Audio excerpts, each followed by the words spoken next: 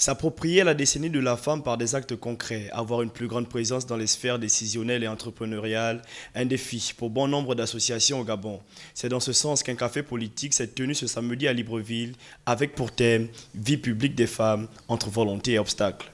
Bon, j'ai décidé d'organiser ce café politique. C'était dans l'optique de donner un coup de pouce à ces jeunes femmes qui sont impliquées en politique depuis plusieurs années, mais que l'on ne connaît pas forcément. Voilà.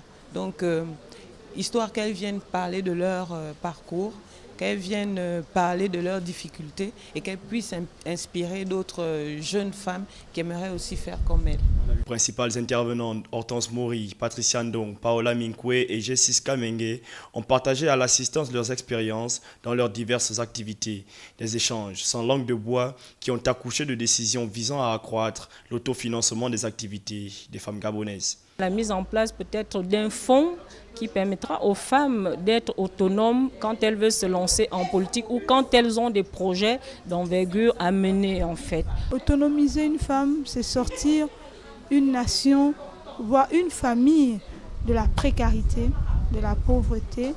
Et au-delà de la politique, nous avons des jeunes femmes entrepreneurs, nous avons des jeunes femmes qui œuvrent dans le social et qui souhaitent être accompagnées notamment par nos responsables politiques, en priorité des femmes qui occupent de grandes fonctions dans le pays, qui devraient également tenir la main de leurs cadettes afin de les aider à avancer comme elles ont pu être à ce niveau social de la vie.